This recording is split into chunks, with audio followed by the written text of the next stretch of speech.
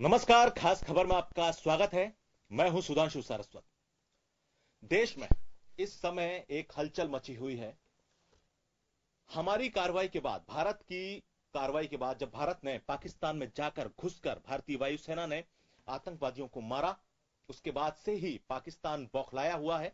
और इस बौखलाहट में पाकिस्तान की वायुसेना ने भारत पर हमला करने की योजना बनाई और इसी योजना के तहत पाकिस्तान के विमान भारत की सीमा को लांघते हैं और भारत मुंहतोड़ जवाब देते हुए उनमें से पाकिस्तान का एक विमान गिरा देती है, बाकी विमान भाग जाते हैं। कुल मिला के अब जो स्थिति बनी हुई है, वो बॉर्डर पर जिस तरह की स्थिति बन चुकी है, देश में लगातार लोगों की नजरें इसी तरफ हैं कि आखिर अब पाकिस्तान हमको किस तरह जवाब दे रहा है और भारत उसका किस तरह रिप्लाई कर रहा है। मैं आपको बता दूं कि कल की कार्रवाई के बाद जिस तरह का जो अभी घटनाक्रम चला है, यानी कि आज पाकिस्तानी वायुसेना के विमानों ने भारतीय क्षेत्र का उल्लंघन किया। उन्होंने विमान भारतीय क्षेत्र में आए, जिसकी जवाबी कार्रवाई में भारत ने उन पर जवाबी कार्रवाई करी और उस कार्रवाई में पाकिस्तान का एक विमान क्रैश हो गया। अभी यह नहीं पता लग सका है कि वो कहां, किस क्षेत्र में क्रैश हुआ। कश्मीर की किस जो इलाके हैं, जो बॉर्डर के सटे हुए इलाके हैं जम्मू कश्मीर के, उस इलाके में जब वो क्रैश हुआ, इस पूरे कार्रवाई में हमारा एक MiG-21 भी क्रैश हुआ और एक पायलट लापता बताया जा रहा है। हम अभी ये स्थिति में नहीं है कि अभी हम मान रहे हैं कि अभी पायलट का भी पता नहीं लग सका है, लेकिन पाकिस्तान दावा कर रहा है कि उसने हमारे पायलट को पकड़ लिया है, उसने भारतीय पायलट को अरेस्ट कर लिया है। अभी पाकिस्तान के दावे की कितनी सच्चाई है, अभी भारत की तरफ से उस सच्चाई को अभी परखा नहीं गया है, उस पर मोहर नहीं लगाई गई है। लेकिन यह जरूर है, विदेश मंत्रालय ने इस बात का दावा किया।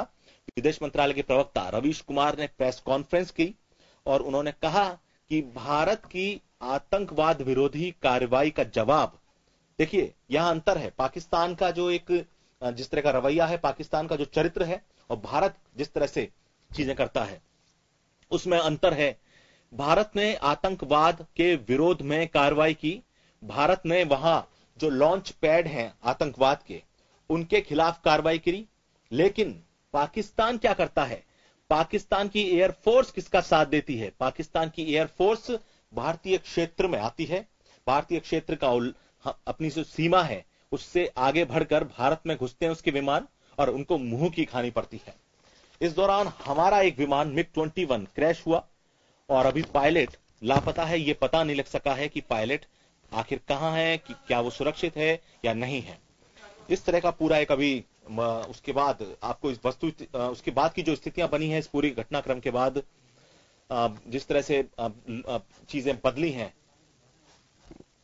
पूरा हाई अलर्ट कर दिया गया है, सेना को हाई अलर्ट किया गया है। हर तरीके से हिदायत दी गई है कि जितनी भी सेना है वो हाई अलर्ट पे रहें। एयरपोर्ट पे कुछ समय के लिए, कुछ देर के लिए भारत के कुछ एयरपोर्ट पर संचालन बंद हुआ, लेकिन उसके बाद जब स्थिति सामान्य हुई तो चीजें शुरू हो गई। इस पूरी कार्रवाई के बाद, जब ये पूरी कार्रवाई शुरू हुई, इसके बाद विदेश मंत्रालय के जो प्रवक्ता है रवीश कुमार, उन्होंने जब प्रेस से वो मुखातिब हुए उस दौरान क्या कहा, आइए वो दिखाते हैं आपको। In that aerial engagement, one Pakistan Air Force fighter aircraft was shot down by a MiG-21 Bison of the Indian Air Force. The Pakistani aircraft was seen by ground forces falling from the sky on the Pakistan side. In this engagement, we have unfortunately lost one MiG-21. The pilot is missing in action. Pakistan has claimed that he is in their custody. तो देखिए, विदेश मंत्रालय के प्रवक्ता Ravish Kumar press conference करते हैं, विदेश मंत्रालय सामने आता है और इस बात की पुष्टि करता है कि हमारी जो कार्रवाई थी वो आतंकवाद के विरोध में थी। जो पाक ऑक्यूपाइड कश्मीर है, जिस पर कब्जा किया हुआ है पाकिस्तान ने, अनाधिकृत रूप से गैर कानूनी तरीके से कब्जा किया हुआ है, वहां जो आतंकवाद के लॉन्चिंग पैड्स हैं उन पर हमने कार्रवाई की। लेकिन उस कार्रवाई के जवाब में पाकिस्तान क्या करता है, पाकिस्तान अपनी जो वायुसेना है पाकिस्तान, उस वायुसेना को आदेश देता है, अपनी जो पायलट्स को आदेश देता है कि आप उस भारतीय सीमा में जाइए और बम गिराइए या दूसरे जो लोग हैं सिविलियंस को नुकसान करने का कहीं ना कहीं टारगेट पाकिस्तान का हमेशा रहा है, या भारतीय मिलिट्री बेस को नुकसान पहुंचाना चाहता था। इस तरह से साफ जाहिर होता है कि पाकिस्तान की नीयत किस तरह की है। इस मुद्दे पर हम चर्चा करेंगे। मेरे साथ इस मुद्दे पर चर्चा करने के लिए कर्नल DS लामरोड साहब हैं। कर्नल, आपका स्वागत है चर्चा में। बहुत बहुत धन्यवाद आपका। पहली बात तो यह कि जब भारत ने जो कार्रवाई की, कल की जो कार्रवाई अगर आप देखते हैं, भारत के वायुसेना के जो पायलट हैं वो जाते हैं मिराज 2000 लेके, और हाँ, जिस तरीके से जो लॉन्चिंग पैड खत्म किए, उसके बाद अब पाकिस्तान रिटेलिएट कर रहा है उसके ऊपर। अब पाकिस्तान ने ये कि जो PM है एक तरफ तो रिटेलिएट कर रहे हैं, और जिस तरह की जो स्थितियां बनी हुई हैं, पहली एक डिफेंस एक्सपर्ट होने के नाते आप इस स्थिति को कितनी गंभीरता से देख रहे हैं, कितना गंभीर मान रहे हैं अब जो वर्तमान स्थिति है? जी, सबसे पहले तो मैं आपको बताना चाहूंगा कि जो भारत ने पाकिस्तान ऑक्युपाइड जम्मू एंड कश्मीर में जाकर उग्रवादी कैंपों को ध्वस्त किया है जी, वो एक सराहनीय कदम है सेना का, सरकार का और जनता का जी। और इसके जो स्थिति उत्पन्न हुई है जिसका आप जवाब मेरे से जानना चाहते हैं, मैं इसको कुछ 2-3 पहलुओं में आपसे क्लियर करना चाहूंगा। जी। सबसे पहला तो हमें अंडरस्टैंड करना पड़ेगा कि पाकिस्तान से पूरी दुनिया तंग आई हुई है जी। और दूसरा, जो पाकिस्तान के अंदर सरकारी तंत्र बिल्कुल फेल हो चुका है। मिलिट्री एक तरह से वहां गवर्न करती है, उसके पीछे ISI का हाथ होता है। उन्होंने कभी सपने में भी नहीं सोचा था कि इस तरह के रिटेलिएशन और जो काउंटर एक्शन भारत सरकार कभी ले सकती है। और जब ऐसा उनके साथ हो गया, और इस समय एक बड़ी अच्छी हमारे लिए, देश के लिए जो स्थिति पैदा हुई है, वो सामरिक तौर पर अगर हम देखें, पूरा दुनिया, ऑलमोस्ट इवन चाइना भी दबे स्वरों में हमारे साथ है। ये एक बहुत बड़ी चेंज सिचुएशन है जी। दूसरी, जो पाकिस्तान, दुनिया और टेररिस्ट ये मानते थे कि हिंदुस्तान में चाहो जितना नुकसान करो, चाहो जितने आदमियों को खत्म करो, इस देश की सरकार में या इस देश में दम नहीं है कि कभी भारत ये सीमा से लांघ करके वो कोई कार्रवाई कर सकता है। जी। तो वो एक साइकोलॉजिकल बैरियर उनके लिए टूट गया है। अब सवाल उठता है कि जो पाकिस्तान इसके लिए रिटेलिएशन में क्या करेगा। जी। आप देखिए, आज सुबह उसने प्रयास किया। जी। वैसे नॉर्मली तौर पे अगर ऐसा भी नहीं होता है, टेंशन सिचुएशन, नॉर्मल रूटीन में भी वो सीज फायर वायलेट करता है LOC के ऊपर, वो हम सब जानते हैं। दूसरा, उसने इस बार प्रयास किया कि हवाई जहाज के माध्यम से F-16 से उसने हमारी इंटरनेशनल जो एयर स्पेस है उसको वायलेट करने का प्रयास किया, और आप जानते हैं कि उसको हमने अंदर आने तक मौका नहीं दिया और उसको खदेड़ के भगा दिया। हमारा सिस्टम इतना फुल प्रूफ है। अब ये परिस्थिति जो आप देख रहे हैं, पाकिस्तान प्रयास करेगा, करता रहेगा, बट मेरा ये मानना है कि ये सिर्फ उसका अपनी जो अंदर की एक भावना को जगाने का प्रयास है। देखो, मैं कोशिश कर रहा हूं और दुनिया मेरा साथ नहीं दे रही है, मैं क्या करूं। और भारत की जनता और भारत की जो हमारी चर्चा सुन रहे हैं, मैं आपसे एक चीज बताना चाहूंगा। देखिए साहब, ये इतिहास में पहली बार हुआ है, भारत की इतिहास में, जब सरकार ने जो इंटरनेशनल बॉर्डर और नॉर्म्स को तोड़ते हुए, वैसे जम्मू एंड कश्मीर जो ऑक्युपाइड है बाय पाकिस्तान, वो हमारा हिस्सा हम मानते हैं, पर आप देखिए कारगिल में क्या हुआ। हमारे हवाई जहाजों को क्रॉस करने की इजाजत नहीं थी, किसी को भी उस तरफ LOC की तरफ जाने। तो पहली बार सरकार का कदम बड़ा अच्छा रहा। और उससे होता क्या है, उससे मैसेज बहुत क्लियर गया है। और इस स्ट्राइक को जब सरकार ने सेना को बोला, आपने सुना होगा मीडिया में, प्रधानमंत्री महोदय ने कहा था कि मैंने सेना को खुली छूट दे दी है। तो मैं आपको एज ए सैनिक एक चीज बहुत साफ शब्दों में बताना चाहूंगा कि साहब, इसका मतलब ये था कि हम प्रिपेयर करें। और वैसे भी सेना तो तैयार रहती है, सेना को तो सिर्फ आदेश का इंतजार रहता है। तो हम हर कदम पर तैयार हैं। और एक चीज और होती है कि जब भी कोई युद्ध स्थिति होती है तो बहुत सारे प्लान्स बनाए जाते हैं, plan A, plan B, plan C, D, number of, उनको हम कॉन्टीजेंसीज के माध्यम से जानते हैं। अब पाकिस्तान कौन सी कार्रवाई करेगा, हमने क्या जवाब देना, ऑलमोस्ट हमारे बहुत हद तक हम क्लियर होते हैं। बट फिर भी ये बड़ी फ्लूइड सिचुएशन है। कैसा वो एक्शन करेगा उसके ऊपर काउंटर एक्शन डिपेंड करेगा। पर आप निश्चिंत हो जाएं, ये मौका बिल्कुल सही है। और पाकिस्तान को, उग्रवादियों को, दुनिया को भारत ने जवाब दे के दिखा दिया है कि कि no more India is a soft state. एक मैं आपसे जानना चाहता हूं कर्नल कि हिंदुस्तान ने पाकिस्तान को जवाब दिया। अब जिस तरह की कार्रवाई जो कल देखी गई थी, जिस तरह से जो स्थितियां बनी थी, उसके बाद काफी बौखलाया हुआ है पाकिस्तान। उसी स्थिति के बाद से बौखलाया हुआ है। कई स्तर पर हमने पाकिस्तान को अकेला करने की कोशिश की है और कर रहे हैं। उससे एमएफएन का दर्जा वापस लिया, अंतर्राष्ट्रीय राजनीति में, अंतर्राष्ट्रीय जगत में उसको अलग कर रहे हैं की कोशिश कर रहे हैं। अमेरिका, फ्रांस, ब्रिटेन, जापान, जितने भी जो देश हैं, बड़े देश हैं जिनको आज जो दुनिया में असर रखते हैं अपना, वो साफ दिख रहा है कि हिंदुस्तान की तरफ पैरवी कर रहे हैं। अभी ये स्थिति में अभी पाकिस्तान ने आज रिटेलिएट किया अपनी तरफ से। आज उनके विमान आते हैं, फिर भाग के चले जाते हैं, भारतीय वायुसेना उनका जवाब देती है। क्या अभी और रिटेलिएट होगा पाकिस्तान की तरफ से? क्या ये धीरे धीरे ये स्थिति अभी कुछ समय में कोई कन्वेंशनल वॉर का रूप ले सकती है? देखिए, जहां तक एज ये बहुत आपने सवाल पूछा है कि लड़ाई कभी भी एक लेवल पे नहीं लड़ी जाती। जी। लड़ाई के विभिन्न लेवल होते हैं। पहला लेवल जैसे सरकार का लेवल है, जो स्ट्रेटेजिक लेवल है, और उसके ऊपर जो सामरिक दृष्टि से जो इनको अपनी इंटरनेशनल एरिना में जो वर्ल्ड सपोर्ट लेना होता है, मैं मानता हूं उसमें भारत सरकार बिल्कुल अभी तक सफल हुई है और सफल रहेगी, ये मेरा मानना है, जैसी हमारी देश की पब्लिक सपोर्ट है। दूसरा है हमारा जो मिलिट्री लेवल, जिसको हम टैक्टिकल लेवल कहते हैं, ऑपरेशनल लेवल कहते हैं, एक सेना का लेवल है जी। जो सेना के लेवल की तैयारी, जैसे मैंने आपको बताया, बिल्कुल उसकी चिंता नहीं करनी चाहिए। अब पाकिस्तान काउंटर करेगा तो वो क्या सोच के करेगा? उसके पास ऑप्शंस एक हैं। वैसे तो मैंने बताया सरकार तो है ही नहीं वहां जी। अब मिलिट्री को दुनिया की सपोर्ट मिल नहीं रही है, उनके पास वैसे ही पैसा नहीं है, और वैसे भी मनोबल उनका वैसे भी जूते में है साहब, मैं आपको बता दूं।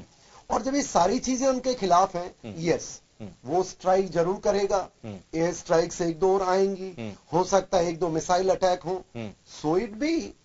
हमारी जो डिफेंसिव सिस्टम है उनको काउंटर करने के लिए तैयार है। आपने एक सवाल पूछा कि सब कन्वेंशनल वॉर, देखिए कन्वेंशनल वॉर सब ऐसे लड़ाई नहीं लड़ी जाती, लेकिन तैयार हम नहीं, अगर ऐसा नहीं ऐसी परिस्थितियां बनती चली गई, अभी और स्ट्राइक किया और कुछ मान लीजिए उन्होंने अपनी तरफ से जैसे आपने कहा सेना और आईएसआई, वहां देखिए ज्यादा उनका इंपोर्टेंस है, वो हर मामले में उनका दखल है। प्रधानमंत्री इमरान खान क्या कहते हैं उससे मतलब नहीं है सेना और आईएसआई को। सेना और आईएसआई को जो करना होगा वो करेंगे। और वहां देखिए पाकिस्तान को भी दिखाना है कि जनता वहां भी उत्साहित है, वहां भी उनको लग रहा है कि हाँ वॉर शुरू हो जाना चाहिए, इंडिया को जवाब देना चाहिए, तो उसके लिए भी वो कुछ जवाब देने की कार्रवाई करेंगे जैसे ये की। तो क्या ये जानना चाहता हूं कि क्या अभी वक्त छोटी छोटी कार्रवाई का है जैसे ये हो गया, या हमें हर छोटी उनकी कार्रवाई का बड़ा जवाब देना होगा ताकि वो समझ जाए कि अब हम किससे टकरा रहे हैं? देखिए साहब, एक बात है, ऑलरेडी हम पहला जवाब दे चुके हैं कि we are a different state now. ये आप सहमत हैं? दुनिया भी स्वीकार कर। दूसरा, हमने जिस तरह से प्रिपेयर्डनेस हमारी आज दिखाई है भारतीय सेना ने कि उनको एयर स्पेस वायलेट नहीं करने दिया, F-16 को ठोक के गिरा दिया। और जो बॉर्डर एरिया पूंछन जिस एरिया में आप देख रहे हैं कि काउंटर फायरिंग के रिटेलिएशन जो हमने किया है, हमारा बड़ा अच्छे दर्जे से चल रहा है। अब आप कहते हैं कि कन्वेंशनल वॉर, वैसे तो देखिए साहब पाकिस्तान ने हमारे साथ युद्ध 47 से ही कर रहा है। अब जिस कन्वेंशनल की जनता सुनना चाहती है, आप सुनना चाहते हैं, वो मुझे नहीं लगता कि वो स्टेज आएगी, क्योंकि पाकिस्तान अगर थोड़ा ज्यादा आगे करके रिटेलिएट हमारे ऊपर कुछ ऐसा नुकसान करने का प्रयास करेगा, मैं मानता हूं भारत की सरकार और जनता ने बिल्कुल क्लियर मैसेज सेना को दे दिया है कि इस बार आपने अभी तो उग्रवादी कैंप हमारे इलाके में ध्वस्त किए हैं, अगर वो कोई ऐसी कार्रवाई करते हैं तो पाकिस्तान को ध्वस्त करने की मैं मानता हूं सेना में बिना कन्वेंशनल वॉर के भी काबिलियत है इस देश में। तो कन्वेंशनल वॉर मुझे नहीं लगता होगा नंबर एक। और अगर गलती से उसने छेड़ दिया कोई ऐसा जो स्ट्राइक कोर्स एलिमेंट्स करने का, तो ये मान के चलिए वो दुनिया के लिए अच्छा रहेगा, क्योंकि इसके बाद पाकिस्तान बचेगा ही नहीं। क्यों नहीं बचेगा? देखिए सिंध, दूसरे बलूचिस्तान और ऊपर इलाका हमारा है, पंजाब बच जाएगा, उनको रहने दीजिएगा, हमें कोई दिक्कत नहीं है।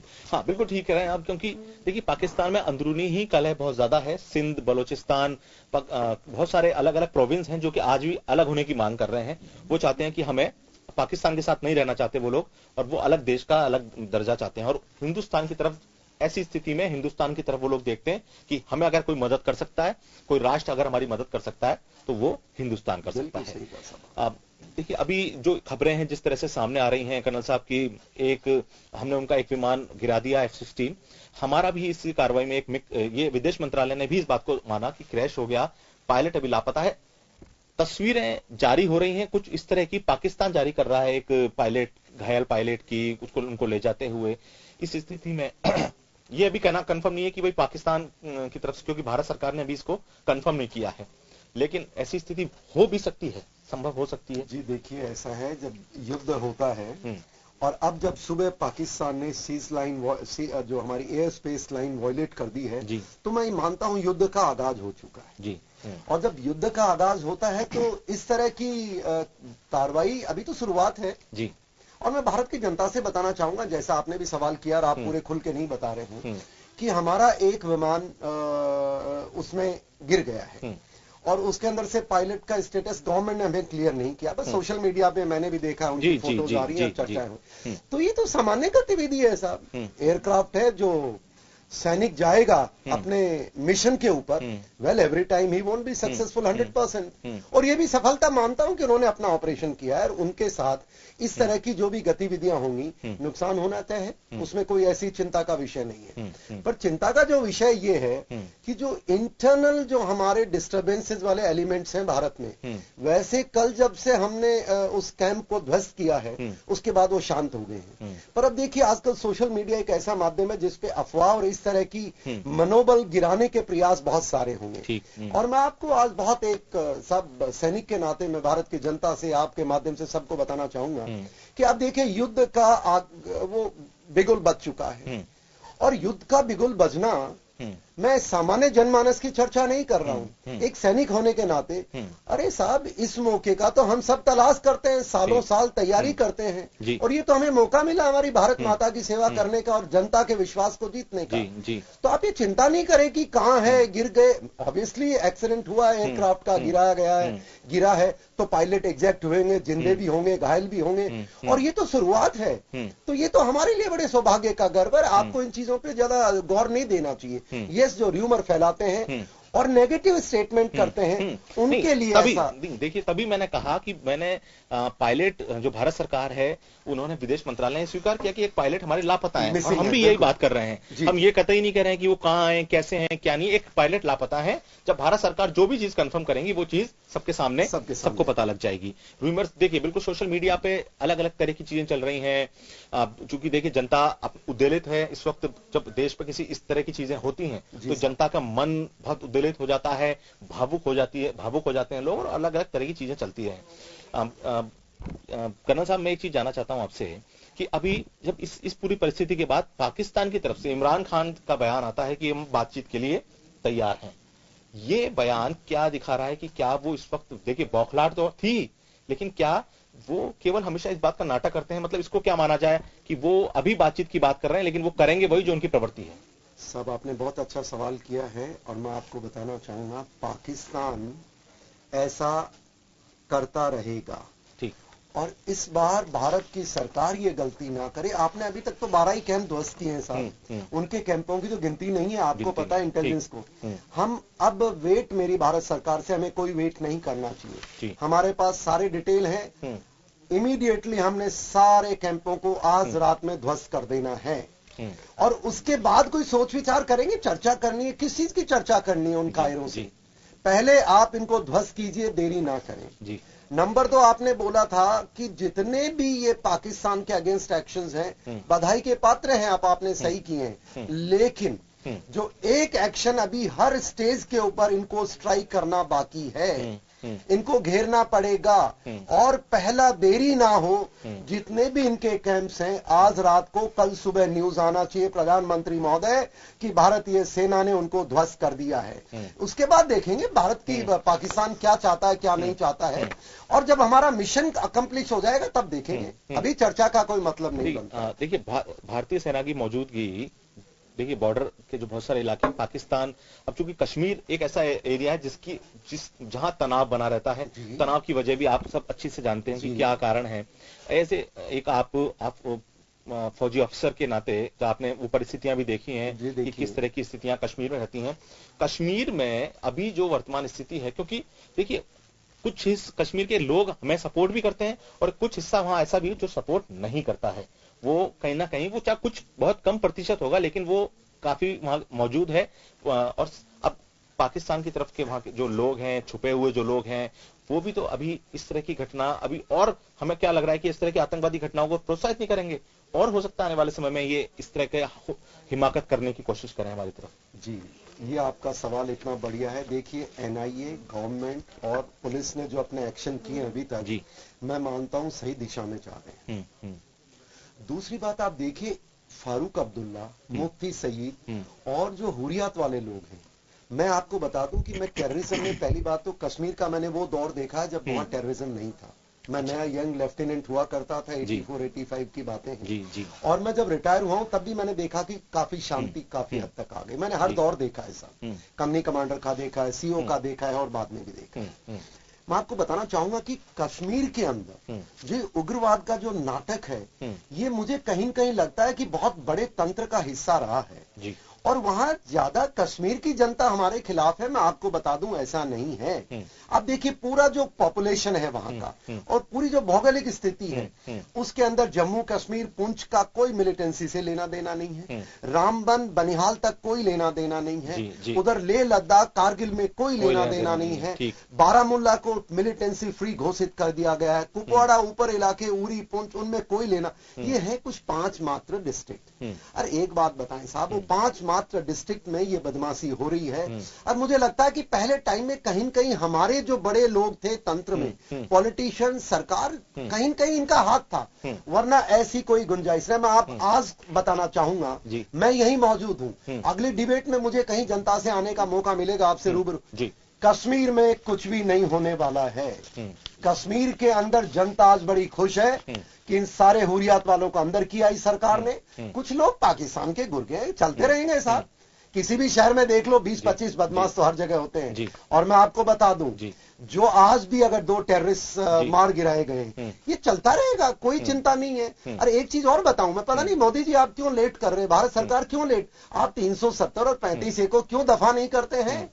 करके देखिए, कल आपकी जय जयकार होगी कश्मीर की वैली में, पूरा जम्मू आपके नारे गाएगा, पूरा लद्दाख आपको वाहवाही देगा। और कश्मीर में भी मैं आपको बता दूं, मैंने 15 साल वहां गुजारे हैं, मेरे 20 साल की उम्र से लेके जब तक मैं 56 में रिटायर नहीं हुआ हूं, तब तक मैंने देखा है कि ज्यादातर लोग शांति प्रिय हैं और बदमाश हैं, उनको ज्यादा हम हवा देते हैं। और आप देखिए आज कौन सा वहां बंद हुआ, किसी की हिम्मत नहीं है। आप करके देखिए 370, 35 से कुछ नहीं होगा, आपकी वाई होगी और हम भी आपका धन्यवाद करेंगे। आपने कहा एक बहुत बड़ी, आपने बहुत महत्वपूर्ण बात कही, इस पर मैंने गौर भी किया कि एक ऐसा तंत्र जिसकी वजह से कहीं ना कहीं ये पूरा कश्मीर में जिस तरह की स्थितियां बनती गई, एक तंत्र उनके पीछे काम करता रहा है, कर रहा है कहीं ना कहीं।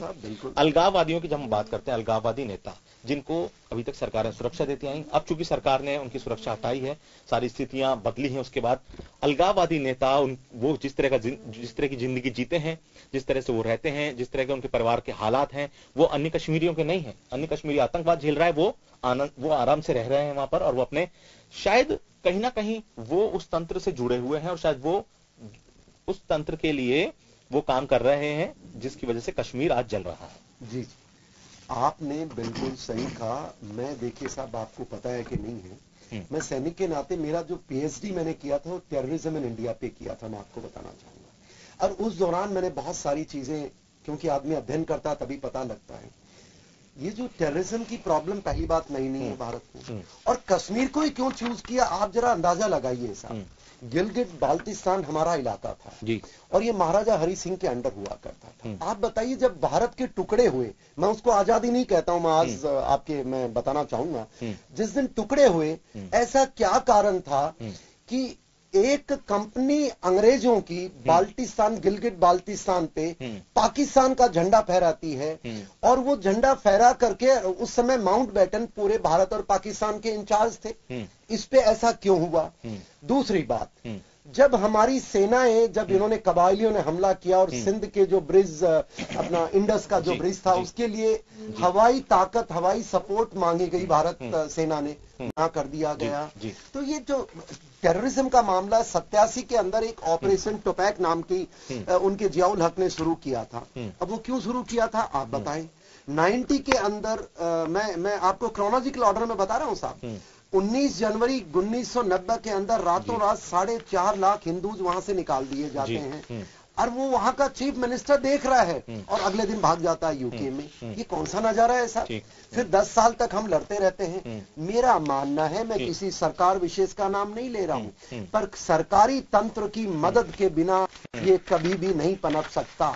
और मोदी जी जो आपने इस बार फैसला किया है, मुझे नहीं पता है किन कारणों से, पर मैं भारत की जनता का अभिनंदन करना चाहूंगा कि आपने इस तरह का दबाव और इस तरह की भावना आपने बनाई चारों तरफ से कि सरकारों को, एडमिनिस्ट्रेशन को, सबको मजबूर होना पड़ा उनकी सिक्योरिटी हटाने के लिए, उनको नंगा करने के लिए। और आप देख लीजिए साहब पिछले 4 दिन में वो क्या किया। मैं आपको कहता हूं कोई बंद नाम की चीज भी नहीं होगी कश्मीर में, करके तो देखो। और देश को कोई चिंता की जरूरत नहीं है, मैं मेरे तजुर्बे से कह रहा हूं। जी बिल्कुल बिल्कुल सही बात कही आपने कि जिस तरह से अभी इस समय डिसीजन लिया गया और जो हमारी सेना ने जिस तरह से कार्रवाई की है, इस वक्त पाकिस्तान बौखलाया हुआ है और स्थिति दिख रही है कि अब अगर हमने, मतलब जो पाकिस्तान है उसको लग रहा है कि अगर आतंकवाद की तरफ हम झुकाव रखते हैं तो पूरे विश्व में वो कहीं ना कहीं अलग थलग होता हुआ दिखाई दे रहा है।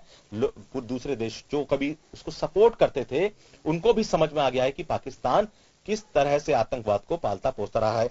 इस पूरे मुद्दे पर अभी हम चर्चा करेंगे। वक्त एक ब्रेक का हो चला है, ब्रेक के बाद जल्द हाजिर होते हैं।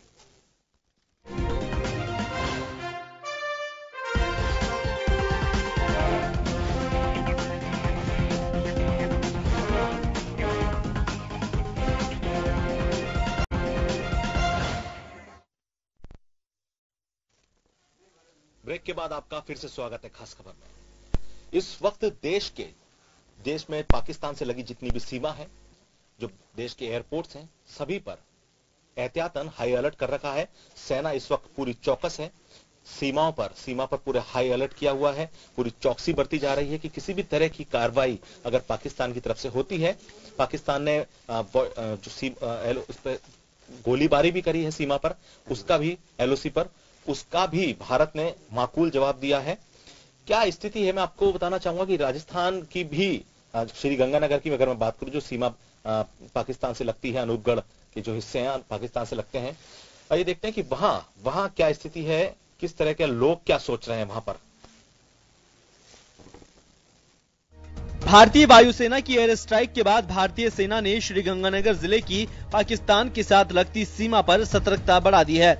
जिले के अनूपगढ़ में सरहदी गांवों में भारी तनाव के बावजूद दहशत का माहौल नहीं है। आपको बता दें कि पिछले 2 दिनों से सीमा के उस पार से 2 बार तेज धमाकों की आवाज आ चुकी है। ऐसे में भी ग्रामीणों के हौसले बुलंद है। सरहदी इलाकों में सेना की गाड़ियों की आवाजाही तेज हो चुकी है। सीमावर्ती गांवों के लोग पाकिस्तान को सबक सिखाने के पक्ष में हैं। लोगों ने कहा कि हर रोज अपने जवान मरवाने से अच्छा है भारतीय सेना एक बार फिर पाकिस्तानी फौजों से 2-2 हाथ कर अपनी हिम्मत का लोहा मनवा ले। उन्होंने कहा कि जब पाकिस्तान ने हमारे जवान मारे थे तो हमारे दिलों में नफरत भर गई थी। अब भारत की सेना ने जो काम किया है वो काबिले तारीफ है। हम कह सकते हैं कि भारत कुछ भी कर सकता है। लोगों का कहना है कि हम गांव खाली नहीं करेंगे, बल्कि यदि जंग हुई तो सेना की जिस तरह से भी मदद हुई करेंगे। बहुत बड़े धमाके हले, डरिया कोई नहीं, खड़का नहीं खड़का जो तले किसी ने नहीं दिया तो चंद इकट्ठे हो 4 बंदे आपस घरे मांगो के बैठे ਤੇ ਬਾਰਡਰ ਸਾਡੇ ਤੋਂ ਅੱਧਾ ਕਿਲੋਮੀटर दूर है तो सानू यानी कि लगातार सुबह दे धमाके हो रहे हैं जी, बम धमाके यहाँ पे। और जो एयरफोर्स है वो भी यहाँ पे लगातार निगरानी रख रही है, तो पूरा जोर शोर से यहाँ के धमाके शमाके हो रहे हैं जी। स्कूली छात्रों का कहना है कि वह गांव नहीं छोड़ेंगे, बल्कि सेना के कंधे से कंधा मिलाकर जंग का हिस्सा बनेंगे। हमारा गांव बॉर्डर से 1 किलोमीटर दूर है। हम पढ़ने के लिए स्कूल में आए थे, हमें पढ़ा रहे थे। जब मैंने धमाके की आवाज़ सुनी और हमारा स्टाफ और हम बच्चे एकदम बाहर निकले और धमाके की आवाज़ बॉर्डर से आ रही थी। हमारी बॉर्डर पे भी महिलाएं वहाँ पे तैनात रहती हैं और अगर हमें ज़रूरत पड़ी तो हम भी उनके साथ कंधे से कंधा मिलाकर उनका साथ देंगे। एक अन्य ग्रामीण का कहना है कि भारत को चाहिए कि कश्मीर में धारा 370 हटा दे और सख्ती बनाए। उन्होंने कहा कि यदि कश्मीर में धारा 370 हट जाती है तो आतंकवाद समाप्त हो जाएगा। ब्यूरो रिपोर्ट, जन टीवी न्यूज। तो देखिए कि किस तरह का जोश है लोगों में एक जोश है, लोग अपनी सेना के साथ हैं, लोग इस वक्त देश के साथ खड़े हुए हैं। सरहदी गांव की ये स्टोरी आपने देखी कि किस तरह से सरहदी गांव के लोगों में जोश बना हुआ है। अभी भी लोग, किसी प्रकार का कोई डर, कोई खौफ नहीं है। वो यही कह रहे हैं कि पाकिस्तान को सबक सिखाना बहुत जरूरी है। मेरे साथ इस चर्चा में वरिष्ठ पत्रकार श्याम सुंदर शर्मा भी जुड़ गए हैं। श्याम जी, ये लग रहा था कि पाकिस्तान भी रिटेलिएट करेगा और वैसा किया। पाकिस्तान के 3 विमान आते हैं, वापस लौटते हैं, भागते हैं यहां से हमारी जवाबी कार्रवाई से। एक उनका F-16 गिर जाता है। अभी जो स्थिति अब आप देख रहे हैं, एक पत्रकार होने के नाते अगर उसको समझा जाए, और जो पॉलिटिकल जो विल की बात की जा रही है इसमें, अब क्योंकि प्रधानमंत्री और जो अन्य जो आला अफसर हैं जो सुरक्षा से जुड़े हुए, उन्होंने मीटिंग भी करी, हाई लेवल मीटिंग करी। अब आप किस तरह देखें स्थिति को? देखिए सुधांशु जी, आज जिस प्रकार के सुबह हालात बने थे, उसे लग रहा था देश युद्ध की ओर चला गया जी, लेकिन हालात में थोड़ा कंट्रोल हुआ। प्रधानमंत्री जी ने भी बैठक बुलाई। उसके बाद पूरे राज्यों के जो सीमावर्ती एयरपोर्ट थे सबको सीज करके केवल सेना को सौंप दिया गया था कि क्या पता क्या स्थिति बने और सेना उसका उपयोग करे, क्योंकि नियमित उड़ान बंद कर दी गई थी। राजस्थान के भी 3 हवाई अड्डे उसमें शामिल हैं, जिसमें जोधपुर है, बीकानेर है और जैसलमेर है। तीनों में बाकायदा आज नियमित उड़ान बिल्कुल नहीं हुई और वहाँ पर सशस्त्र सैनिक वहाँ पर तैनात कर दिए गए। त्रिस्तरीय सुरक्षा व्यवस्था लगा दी गई। धारा 144 हमारे 4 जो जिले हैं उनमें लागू कर दी गई है, जिससे कि कोई भी स्थिति हो तो हम निपट सके।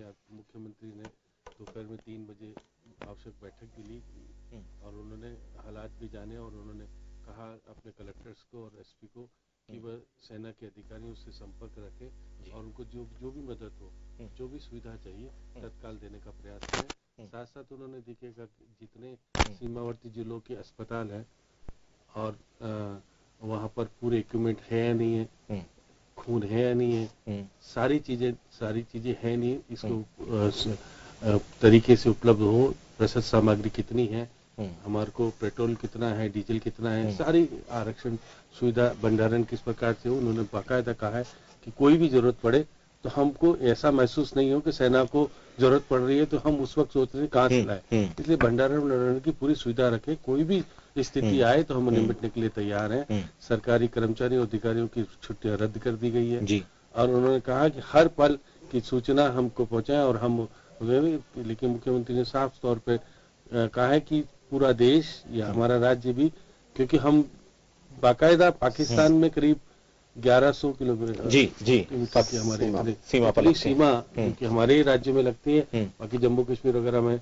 तो हम, क्योंकि जोधपुर और जैसलमेर, बाड़मेर और आपका गंगानगर इलाका तो बिल्कुल ही वहीं छूता हुआ लगता है, तो वहाँ के सारे लोगों को सतर्क रखा है। लोगों को जागरूकता भी रखी है कि कोई स्थिति हो जाए तो आप उसमें ऐसा ना हो कि तो हमने पुरानी चीजों को याद करते हुए सारी चीजों को अलर्ट किया है। क्योंकि आप देखिए अनूपगढ़ जो गंगानगर का इलाका है, वहाँ पे कुछ धमाके भी सुनाई दिए। वहाँ के लोगों का कहना है कि पाकिस्तान हमसे 10 किलोमीटर अंदर की तरफ हलचल कर रहा है, सारी बातें कर रहा है, क्योंकि एयर स्ट्रिप वगैरह जिस प्रकार से कर रहा है कि वहाँ के हवाई जहाज वहां तक आ रहे हैं फिर वापस जा रहे हैं, तो हलचल का बहुत तेज है। और वहाँ पर जिस प्रकार के लोग सतर्क भी हैं, तैयार भी हैं, और सेना ने वहाँ के देखिए कुछ गाँवों को पाकिस्तान ने खाली भी कराया है जो उनको लगते इलाके। तो ऐसा लग रहा था कि सुबह तो बहुत हालात ऐसे लग रहे थे कि देश में कुछ घटित हो जाएगा, क्योंकि घटना ऐसी घटी कि पाकिस्तान ने, जैसे हमने उसको क्रैश किया, हमारा भी वहाँ पर एक पायलट जो भी दावा कर रहा है कि पाकिस्तान इस तरह का दावा है, ठीक है कि भारत ने अपने राजनीतिक सोच को विकसित करते हुए विदेश मंत्री को चाइना भेजा है। चाइना के बाद वो अफगानिस्तान और उधर से जाएंगे। तो ऐसा लग रहा है कि, और हमने 5 देशों से तो बात की है इस बारे में और 40 देशों को जानकारी भेजी है, जानकारी भेजी, जिससे कि हम अंतर्राष्ट्रीय स्तर पर हमारी चीज को समर्थन मिल सके। और देखिए अंतर्राष्ट्रीय स्तर पर निश्चित रूप से समर्थन भी मिल रहा है, जिसकी हमें जरूरत भी है।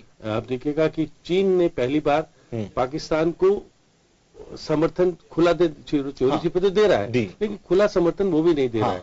तो एक अच्छी पहल हमारे यहाँ से जो राजनीतिक प्रयास हुए हैं, उसे लग रहा है कि भारत अकेला नहीं है, भारत अंतर्राष्ट्रीय स्तर पर भी समर्थन प्राप्त है। श्याम जी, एक अंतर इस बार देखा भी, एक कि जब उरी वाली घटना हुई थी और उरी के लिए जब सर्जिकल स्ट्राइक हुई, तब सेना के डीजीएमओ उन्होंने संबोधित किया था प्रेस कॉन्फ्रेंस को।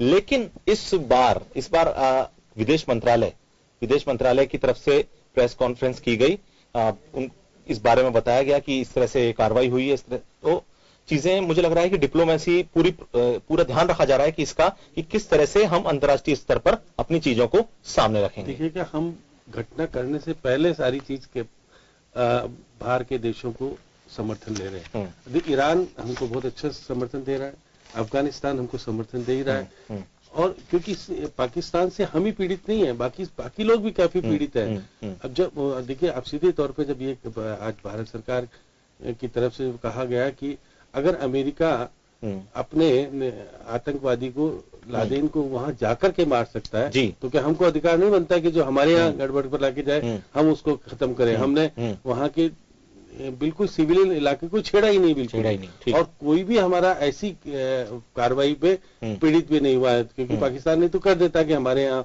ये किया, क्योंकि हमने उन्हीं की जैश वाले जो है आतंकवादी उस ठिकाने को लगाया है। अब क्योंकि कितने हो कैजुअलिटी, क्योंकि वहां तो जानकारी हमको दे नहीं पाया पाकिस्तान, लेकिन हमने एक वहां पर ये प्रयास तो किया है खुले रूप में, उसके जो पाकिस्तान के नापाक इरादों को सामने लाके खड़ा किया दुनिया के सामने कि देखिए पाकिस्तान उनका समर्थन करता है, उनको पाल रहा है, उनको ऐसी स्थिति करने की। अब आज अगर ये स्थिति और हावी हो जाएगी तो देखिए अब, क्योंकि देखिए पाकिस्तान के प्रधानमंत्री और सेना अपनी इज्जत बचाने के लिए अब ये सबसे हथकंडे कर रही है थोड़ा बहुत, तो क्योंकि वो भी देश है, उनके पास भी सेना है, तो कुछ तो करेगा वो, लेकिन हमको बहुत सतर्कता बरतने की जरूरत है मौजूदा स्थिति में। सबसे खास कर तो हमको जम्मू कश्मीर पर नजर रखने की जरूरत है, क्योंकि वहां पर पाक समर्थित लोग हालात को खराब कर सकते हैं। वो और तो कोई ज्यादा स्थिति बनेगी नहीं। हमारे यहाँ बाकी इलाकों में वो स्थिति नहीं है जो कि जम्मू कश्मीर के इलाकों में, क्योंकि हमको सीमावर्ती इलाकों में भी ध्यान रखना पड़ेगा और इंटरनल क्षेत्र में भी पूरा ध्यान रखना पड़ेगा।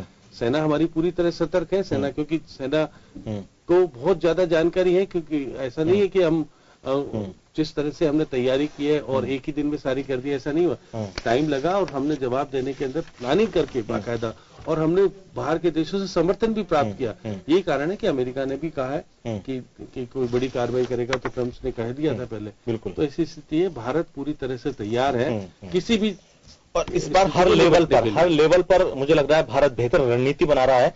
कर्नल साहब देखिए, बार बार ये बात उठ रही है कि देखिए हम पाकिस्तान के साथ इस बार हमारी जो रणनीति है, देखिए साफ दिख रहा है कि इस बार हम लोग ये तय करके बैठे हैं कि अब इस तरह का आतंकवाद हम नहीं सहेंगे। साफ दिख रहा है, साफ लग रहा है। क्या अब इसके अलावा, मतलब देखिए हमने पूरा एक जवाबी कार्रवाई कर दी, हमने उनको जवाब दिया, जबरदस्त जवाब दिया, वो बौखला चुके हैं। अब किस तरह की पॉलिसीज हमको निर्मित करनी पड़ेगी, क्या इंटेलिजेंस को भी और मजबूत करना पड़ेगा? क्योंकि देखिए ये जो घटना हुई वो सवाल तो उठते हैं कि क्या इंटेलिजेंस का फेलियर था, क्या उसके लिए सोचा नहीं गया कि इतने जवानों की हमारी शहादत होगी, तो और इसको मजबूत बनाना पड़ेगा ताकि इस तरह की घटनाएं भी ना हो और हम बेहतर तरीके से अपने राष्ट्र की सुरक्षा कर सकें। जी, आपने एग्जाम्पल दिया कि ये घटना हुई, इसमें हमारा नुकसान हुआ। मैं आपको बताना चाहूंगा कि सुसाइडल मिशन जो होते हैं सर जी, वो इस तरह के एक्शंस होते हैं, उनको काउंटर करना नियर इम्पॉसिबल होता है जी। ये समझना पड़ेगा, क्योंकि वो आदमी मरने को तैयार है। वो हो सकता है कि उसको टारगेट जो उसने चूज किया वो उस पर पहुंच पाए कि नहीं पहुंच पाए, पर कुछ नुकसान करके तो मरेगा ही। ये पहली चीज है। और दूसरी चीज, जैसे अभी आप इन पूरी परिस्थिति पे जो हम चर्चा कर रहे हैं, मैं एक चीज बताना चाहूंगा कि जैसे अभी हमारे साथी बता रहे थे, राजस्थान की चर्चा कर रहे थे, गवर्नमेंट क्या कर रही है। देखिए, युद्ध को, कन्वेंशनल वार को समझने के लिए थोड़ा सा मैं आपका टाइम लेना चाहूंगा। वॉर होता है क्या? ऐसा वॉर ये होता है जब हम एक दूसरे की वायलेट, जो एयर स्पेस, लैंड स्पेस और सी स्पेस को वायलेट करते ही मीन्स वॉर है। वॉर हमारा बहुत सालों से छिड़ा हुआ था, पर टेररिज्म के खिलाफ था।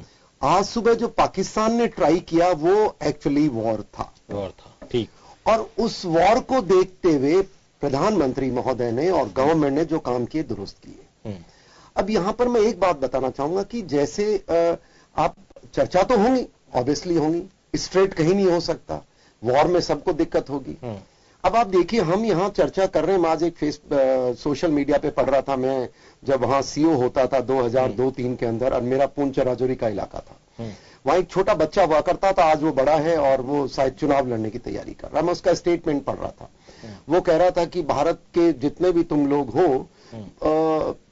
उन बड़े बड़े एसी कमरों में बैठ के चर्चा करते हो, हमारे पास आके देखो कभी कि क्या दिक्कत आती है जब लड़ाई होती है। मैं उससे पूरी तरह सहमत हूं, और मैं बताना चाहूंगा कि दिक्कत हमारे जो बॉर्डर एरियाज में लोग हैं साहब, आसान, उनको बहुत दिक्कत है जी। वो सबसे बड़े हमारे देश के भक्त हैं जो हमारा समर्थन कर रहे हैं, लेकिन उनके अलावा मैं एक चीज आपको बताना चाहूंगा कि हम सब महसूस करते हैं उस दिक्कत को, और अगर आप भी जानते हैं, सेना तो आपसे भी आगे रहती है, और हमारे पास तो कोई घर बार भी नहीं होता, आपको पता है सबको।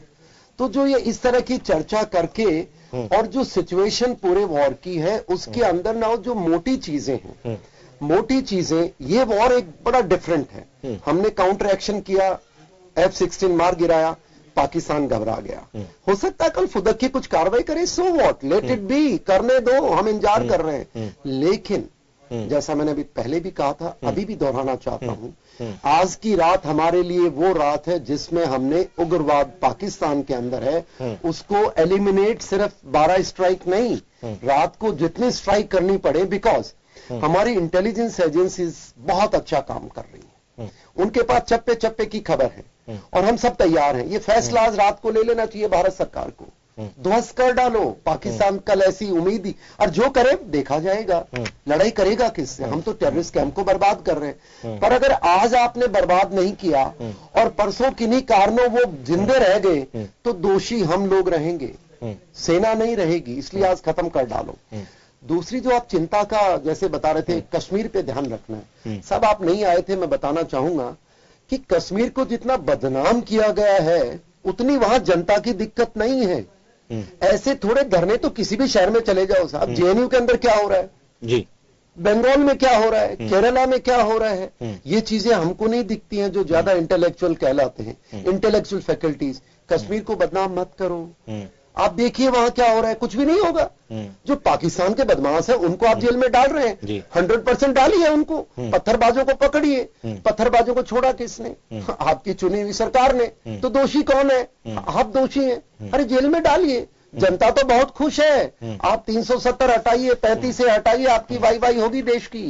और तीसरी बात जो मैं आपसे बताना चाहता हूं, जितने भी जो ये टुकड़े टुकड़े गैंग है, जेएनयू के गैंग है, या जो कई गुमराह करने का प्रयास कर रहे हैं, जो देश को नेगेटिव साइड में देखते हैं, मेरी आपसे गुजारिश है भाई साहब, आपके दिन चले गए, आपकी जो ब्रिगेड है खत्म कर दो, क्योंकि सरकार आप पे कार्रवाई नहीं करेगी, जनता आपके कपड़े फाड़ देगी। और अगर है किसी में हिम्मत आज के दिन, तो भारत की जनता का मुकाबला करो, चिंता की जरूरत नहीं है, जनता जानती है। और साहब मैं भी बताना चाहूंगा कि कहीं ऐसा टेंशन की जरूरत नहीं है, जैसी सरकार हिदायतें दे, पुलिस देती है, उसको मानिए, पाकिस्तान का बाप भी कुछ नहीं कर सकता। मैं कह रहा हूं आपसे, और करने का प्रयास करे, मैं सैनिक हूं, भगवान करे वो प्रयास करे, और पूरे आने वाले सदियों तक इसका खेल खत्म कर दिया जाएगा। बिल्कुल बिल्कुल सही बात कही आपने कि पाकिस्तान की जो हिमाकत है, जिस तरह से वो हिमाकत करता है, देखिए सबसे पहली बात तो पाकिस्तान जब एक कोई देश बनता है, कोई देश है, वो इस तरह का देश जो आतंकवाद को समर्थन दे रहा है, और इस तरह की हरकतें वो विश्व से छुपी नहीं है, और लोग जो दूसरे देश हैं पूरे विश्व बिरादरी में वो एक बदनाम देश के रूप में चर्चित हो चुका है। श्याम जी देखिए, आपने एक बहुत महत्वपूर्ण बात की थी, कूटनीतिक। इस बार बहुत बेहतर तरीके से कूटनीतिक इस्तेमाल किया जा रहा है कि देश, अपने जो विकसित देश हैं, जो कि विश्व बिरादरी में जिनका स्थान उच्च स्थान पर बैठे हैं, जहां पे सुनी जाती है, वो हमारे साथ हैं। भारत के प्रदर्शन में ये चीजें बदल तो रही हैं चीजें, और इस बार उनका चाहे हमारी विदेश मंत्री हो, चाहे प्रधानमंत्री हो, उस तरीके से किया जा रहा है कि हमको सब सपोर्ट दें और समझ जाएं सब लोग कि जिसके खिलाफ हम लड़ाई लड़ रहे हैं वो है आतंकवाद। हम पाकिस्तान के खिलाफ नहीं है, पाकिस्तान में समर्थित आतंकवाद के खिलाफ है, जिसको पाकिस्तान सपोर्ट करता है। देखिए सुधांशु जी, हमारा देश कोशिश ये कर रहा है कि हम अंतर्राष्ट्रीय स्तर पर ये प्रचारित करें कि पाकिस्तान के खिलाफ हमारी लड़ाई नहीं है जी, हमारी आतंकवाद के खिलाफ लड़ाई है, जिसको पनाह दे रहा है पाकिस्तान। हम उनको खत्म करना चाहते हैं, जो कि आज नहीं कल पाकिस्तान को भी दुखदाई बनेंगे वो, क्योंकि पाकिस्तान को कुछ हमारे यहाँ स्थिति खराब करते हैं तो वहां पे भी स्थिति खराब किए हुए हैं, क्योंकि वो जब पाकिस्तान के प्रधानमंत्री जब कहते हैं कि 70,000 लोग हमारे मारे गए आतंकवाद में और हमारे 100 करोड़ कई मिलियन डॉलर का हमको नुकसान भी उठाना पड़ा। तो ये सारी बात पाकिस्तान के इमरान खान मजबूत मुख्य प्रधानमंत्री नहीं है, वो कमजोर प्रधानमंत्री हैं। उनको कभी उन्होंने देखा ही नहीं सब सारी स्थिति क्या बन गई, क्योंकि वो उनकी घबराहट स्वाभाविक है, क्योंकि वो राजनीति में नहीं आए हैं, उनको राजनीति करना आता नहीं तरीके से। क्रिकेट खेलते खेलते वो आज प्रधानमंत्री बन गए, सोचा भी नहीं हुआ कि अचानक इस तरह की स्थितियां बन जाएंगी। जैसे कि आज पार्लियामेंट में उनके खिलाफ नारेबाजी हो रही थी, अब उनको उनकी बात कोई सुनने को तैयार नहीं था। वो साहब तुरंत कह रहे थे कि आप फेलियर हो गए, क्योंकि वहां पर प्रतिपक्ष भी मजबूती की स्थिति में है, क्योंकि पाकिस्तान का प्रधानमंत्री का जो दल है बहुत बहुमत वाला नहीं है, क्योंकि जो उसको बहुत अच्छी तरह कोई भी निर्णय कर लेगा। तो ऐसी स्थिति में कमजोर सरकार के प्रधानमंत्री कमजोर स्थिति में है, इसलिए उनकी स्थिति बड़ी अच्छी नहीं कही जा सकती। वो सेना की कठपुतली के रूप में काम कर रहे हैं। जो वहाँ की सेना हावी है, क्योंकि वहाँ लोकतंत्र से ज्यादा सब कुछ करता है सेना करती है। सेना जो कहती है उसको बोलना पड़ता है। तो ऐसी स्थिति में निश्चित रूप से कहा जा सकता है कि कर्नल साहब ने सही कहा कि हमारे हालात इससे हमारे काबू में हैं, और हम अगर आतंकवाद के खिलाफ कड़ी कार्रवाई कर देंगे तो निश्चित रूप से कल हमारा अच्छा होगा। क्योंकि बार बार हम जिस प्रकार की देखिए कितने बड़े संकट से गुजर रहे हैं। आप देखिएगा हमने खालिस्तान भी देखा था, बाकी जो भी बहुत सारी चीजें, खालिस्तान की स्थिति देखी है। आज वो स्थिति घर में नहीं है। देखिए हमारे घर में इतनी खराब स्थिति नहीं जितनी की खालिस्तान वाले टाइम में थी, नॉर्थ ईस्ट वाला था, सारी चीजें थी। तो हम अपने देश में जो हालात पाकिस्तान के थोड़े बहुत किए हुए हैं तो हम उसको निपट सकते हैं, क्योंकि हमारे पास वहाँ पर्याप्त मात्रा में सब कुछ मौजूद है और सेना हमारी प्रबल है। सेना देश उसके साथ खड़ा है। अब देखिएगा जो भी कार्रवाई की है सेना ने, पूरा का पूरा देश उनकी प्रशंसा कर रहा है, कह रहे हैं हम सब कुछ, और हमको जरूरत पड़ेगी तो यहाँ की जनता ने पहले भी पैसा खूब खुल करके दिया है कि आप चाहिए सरकार हमसे कुछ भी ले ले, लेकिन हमारे सीमा को सुरक्षित करने के लिए सेना कर रही है, उसको कोई कमी नहीं आने दे कि जब वो लड़ने जा रही तो उसको ये नहीं है कि हमारे पास कुछ चीज मौजूद नहीं है। इसलिए हमारे देश में जो एकता का सूत्र बना है, पर देखिए कांग्रेस ने भी अपनी राष्ट्रीय कार्यकारिणी की बैठक स्थगित की, ये अच्छी पहल की मानी जानी चाहिए। मैं तो कल प्रधानमंत्री जी को भी यही सलाह देना चाह रहा था कि वे क्यों आए अपनी चुनावी सभा को करने, ये स्थगित कर सकते थे कि चुनाव के बजाय देश के हालात जो बन गए उसको निपटने के लिए हमको प्रायोरिटी रखनी पड़ेगी, और वहां पर रह करके हमारी सेना जो निर्णय कर रही है उसको निर्णय को किस प्रकार से हम प्रचारित करें, सब कुछ करें, और अंतर्राष्ट्रीय स्तर पर भारत की छाप कैसे बढ़े और पाकिस्तान आतंकवादी देश कैसे घोषित हो, इस तरह से जो हालात बन रहे। देखिए जेनेवा का जो समझौता है उसके अंतर्गत जैसे हमारे पायलट को पकड़ा वो सारी गाइडलाइन माननी चाहिए, लेकिन पाकिस्तान मानता नहीं। बिल्कुल कर्नल, एक बात मैं जानना चाहता हूं आपसे। देखिए इसमें अहम सवाल यह है कि एक तो हम विक्टिम हैं टेररिज्म के, लगातार टेररिज्म की हमको सहना पड़ा है, पाकिस्तान से जो समर्थन टेररिज्म का दुनिया ये जानती भी है इस चीज को। और दूसरी चीज की डिप्लोमेसी में इस बार डिप्लोमेसी की बात अगर हम की जाए तो भारत बेहतर डिप्लोमेसी की नीति अपनाकर इसमें आगे बढ़ रहा है इस पूरे मामले को लेकर। और इसके पीछे देखिए अगर हम प्रधानमंत्री की बात करते हैं, निश्चित तौर पर प्रधानमंत्री पर किसी प्रकार का कुछ सवाल करना, ये प्रधानमंत्री मोदी उन्होंने कहीं ना कहीं ये दिखाया कि इस बार मैं यहाँ बैठा हूं सरकार में, और उन्होंने कहा भी कि मैं इस तरह के आतंकवाद को मेरी सरकार या हमारी सरकार वो नहीं सह सकती। जी, आपके तीनों पॉइंट है। पहला पॉइंट जैसे मैं देखता हूं कि विक्टिम का जो बात है, ये जो विक्टिम वाला सवाल है, देखिए जैसा अभी हमारे साथी बता रहे थे कि पाकिस्तान हर बार दुहाई देता है जी। अरे साहब, पाकिस्तान किस चीज के विक्टिम हो? तुम तो पापी हो, तुमने ये पाप किया है टेररिज्म को पैदा करने का। जियाउल हक साहब जिम्मेवार हैं आपके, और आपके ऑपरेशन टोपैक का पहला हिस्सा था कश्मीर को बर्बाद करना, बाद में हिंदुस्तान को। तो आप अगर विक्टिम हैं और जानते हैं तो क्यों इनको अपने घर में पनाह दे रहे हो?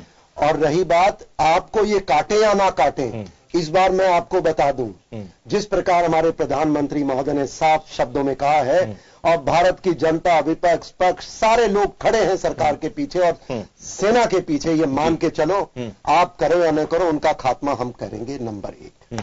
नंबर 2, दूसरी बात, जहां तक डिप्लोमेसी का साहब आपने सवाल पूछा, it is first time in the history of the divided Bharat, इस 47 के बाद में, कि डिप्लोमेसी उस चरम सीमा पे है, जिसके लिए मैं बधाई हमारे फॉरेन मिनिस्ट्री, हमारे डिप्लोमेट्स, हमारे अधिकारी, हमारी जनता, हमारे मिनिस्टर सबको देना चाहूंगा। और इसी का कारण है, आप देखिए साहब, आज से कुछ वर्ष पहले हम दुनिया को कहते थे हमारे ऊपर हमला हो गया और हमारी कोई सुनता भी नहीं था। आज हमने बोला नहीं किसी को हमारे पे हमला हुआ, हमने कहा जिसने हमला किया उसको हम बिल में घुस के ठोकेंगे, और ठोक के दिखा दिया। अब जो बाकी बचे हुए हैं उनको आज रात को उम्मीद करता हूं भारत सरकार ठोकेगी। और तीसरी बात, जैसे अभी हमारे साथी कह रहे थे कि प्रधानमंत्री, कांग्रेस, देखिए सब पॉलिटिकल चीजें अपनी जगह हैं। मैं प्रधानमंत्री को पॉलिटिशियन नहीं मानता हूं, वो हेड ऑफ द नेशन है। आज जो हमको आदेश देते हैं सेना को, हम उनकी आदेश की पालना करते हैं।